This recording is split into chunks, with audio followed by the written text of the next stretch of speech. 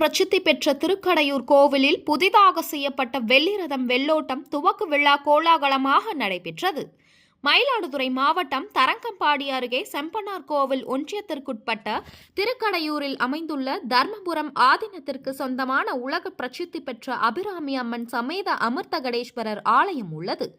இந்த ஆலயத்தில் சுமார் 3 கோடி ரூபாய் செலவில் புதிதாக செய்யப்பட்ட வெள்ளி ரதம் வெள்ளோட்டம் துவக்க விழா நடைபெற்றது. இதனையொட்டி பல்வேறு சிறப்பு பூஜைகள் செய்யப்பட்டு வெள்ளி ரதத்திற்கு அபிஷேகம் செய்து வெள்ளி ரதத்தில் அபிராமி அம்மன் சிறப்பு அலங்காரத்தில் எழுந்தருளி காட்சியளிக்க பக்தர்கள் வடம் பிடித்து இழுத்தனர். இதில் தர்மபுரம் ஆதீனம் 27வது குரு மகா சன்னிதானம், தமிழக இந்து சமய அறநிலையத்துறை அமைச்சர் சேகர் பாபு, மயிலாடுதுறை MP சுதா, பூம்புகார் சட்டமன்ற உறுப்பினர் நிவேதா முருகன் ஆகியோர் கலந்து கொண்டு வெள்ளி ரதத்தை வடம் பிடித்து இழுத்தனர்.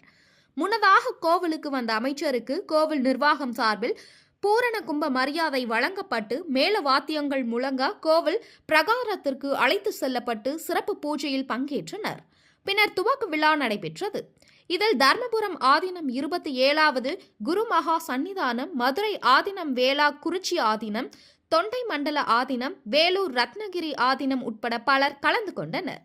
இதில் சுற்று வட்டார பகுதிகளைச் சேர்ந்த ஏராளமான பக்தர்கள் கலந்து கொண்டு சுவாமியின் அருள் பெற்று சென்றனர். இன்றைக்கு மாத்திரம் தமிழகத்திலே 34 திருக்கோயில்களுக்கு குடமுழுக்கு நடைபெறுகிறது என்றால் இது ஒரு ஆன்மீக ஆட்சி என்று சொல்லாமல் எந்த ஆட்சி என்று சொல்ல முடியும்? இந்த ஆட்சியை பொறுத்தளவில் புதிதாக இந்த ஆட்சி ஏற்பட்ட பிறகு திருக்கோயிலில் சொந்தமாக இருக்கின்ற 65 தங்க ரதங்களும் முழுமையாக பழுது நீக்கப்பட்டு மக்களுடைய நேர்த்திக் கடனுக்கு வீதி உலா வருகின்றது.